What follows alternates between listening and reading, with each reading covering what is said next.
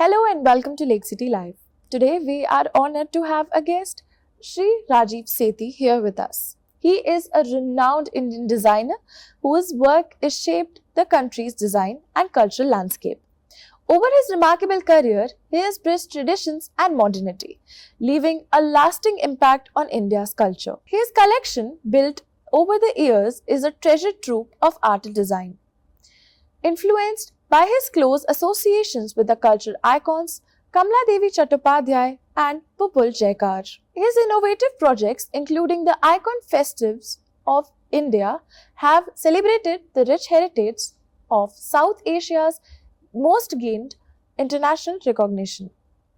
Today, we are honored to welcome you, sir, here with us. Sir, as the first Indian scenographer, your work involves creating immersive narratives through spaces and experiences. How did it feel coming to Bhopal, and do you feel inspirations through such places while you travel? Bhopal has been my steep learning curve. I mean, it's the heart of India. It's wherever you look, you see vistas of our history, things. It's like a crucible. It's a confluence of so much.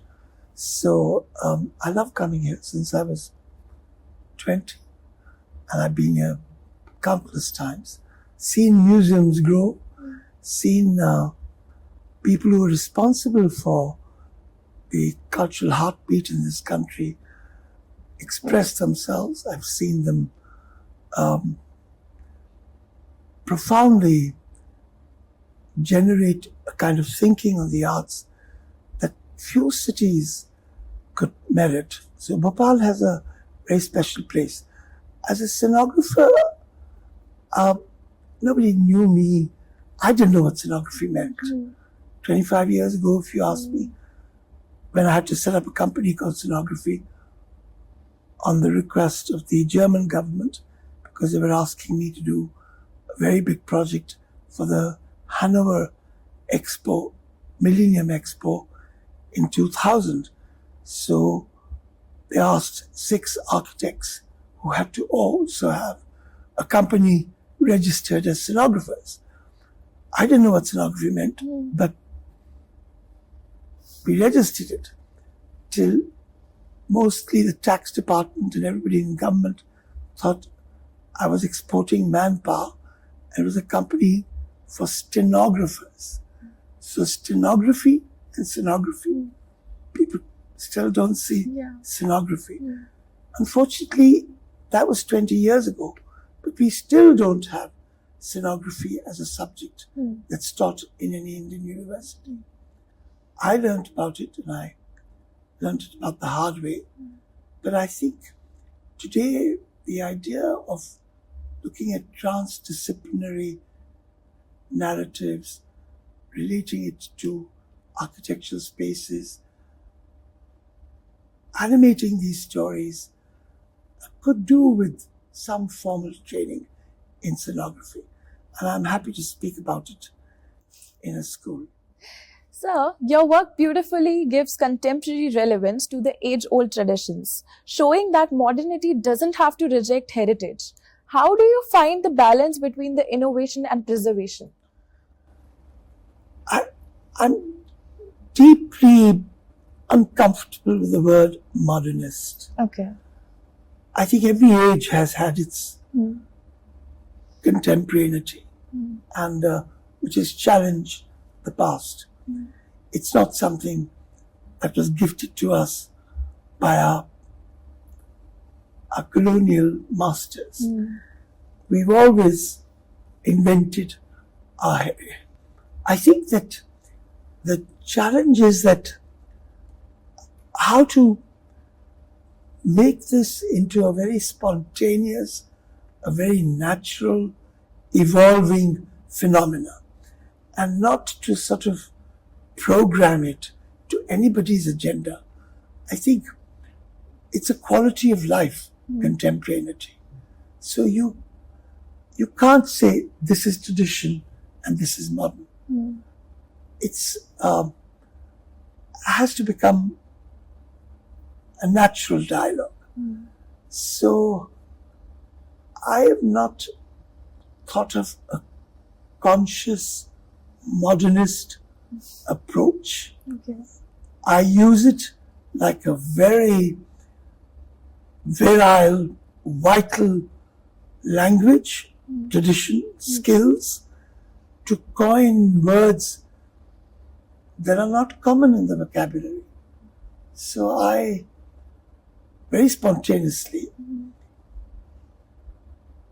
apply my knowledge and my acquisition of skills that could be traditional, that could be as old as our country, but are quite equipped to coin a very, very contemporary, a very unseen, modernist approach. Talking about this, Mumbai Airport T2 terminal has been described as your magnum opus. Could you walk us through the creative process going through your mind while designing it? It doesn't feel like a magnum opus. Oh. I feel that there's a bit of life left still. So the magnum opus is perhaps yet to come. Okay. But the airport took a good 6-7 years. I was asked to come in when it wasn't even a hole in the ground, and to be linked with the architecture of a brown field operation in the middle of a slum, and to transport a functioning airport on one that's already running without closing the old one for 1 minute seemed like an impossible task. But that was made possible by the incredible courage of GVK and Reddy, Sanjay Reddy, who then put together a team of people to create an environment that would make people feel a sense of belonging. This is not something that could happen in Dubai or in Shanghai. It could only happen in Bombay and India, because Bombay is a gateway for India. So I think the brief came from very enlightened patronage. Then if artists are given a free hand and a trust, तब तो सोने पे सुहागा. फिर artist उसको लेकर नए नए मोड़ ढूंढ लेते हैं, और ये 6 साल तक ढूंढते रहे. और आर्किटेक्चर जो प्लान हो चुका था, जो बन रहा था, उसको आहिस्ता आहिस्ता चुपचाप कभी झगड़े के साथ बदलते रहना, यही डिजाइनर्स का ये चैलेंज है. तो वो तो करना पड़ा. It was a constant dialogue with technicians, with people who are driven by a very pragmatic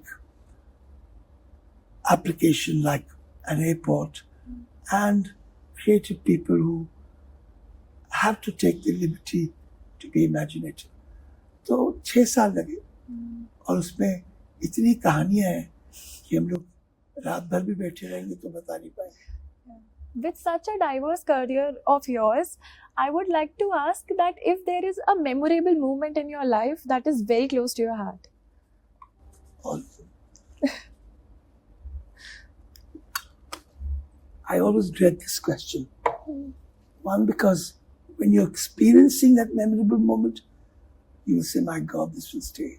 And then there are so many that it's impossible to let one stick. But I think I'm delighted to be here. Let this be my most memorable moment. As someone who has set benchmarks, is there any one advice that you want to give the young designers who are aspiring to become like you?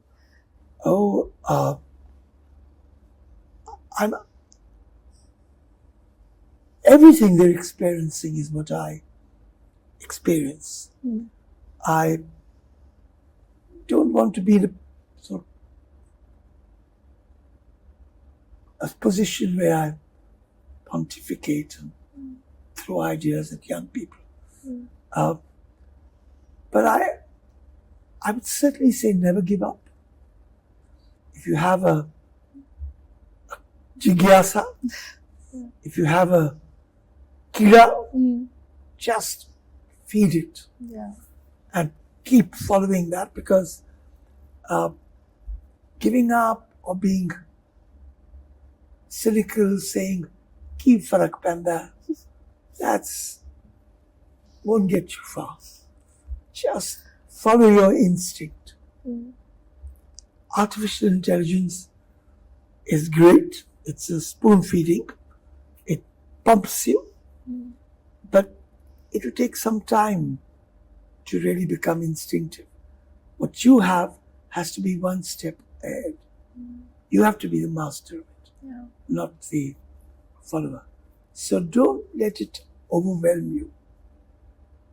Are there anything that excites you about the future? Like anything is the projects or the dreams that you still want to pursue, or something that is left that excites you about the future? I never dream. I imagine. Okay. Imagination is can make any dream happen, really. So I think I believe that I would like to see a center for pedagogy which is truly transdisciplinary, where all the arts and the sciences connect. Everything connects. So as they say in Vishnu Dharmotra Puran, if you want to be an architect, you have to be a dancer. To be a dancer, you have to be a sculptor, a musician, a poet, a mathematician. So we have these learning centers where everybody goes into silos. Creativity is not best when it is confined. It's really exciting when it's allowed to be transdisciplinary, not interdisciplinary, not just being in the proximity of other arts, but understanding their connection. So you cannot pluck a flower without altering a star. These connections is what design is all about. Thank you, sir. It was truly very inspiring, and I'm really grateful to be doing this interview here with you. I truly feel what Pupul Jaikar sir said, and I quote, "What a master conductor is the Ochera Rajeev Sethi is to design. His work has transplanted the design vocabulary in India." It was very inspiring to have you here with us. Thank you so much for watching Lake City Live.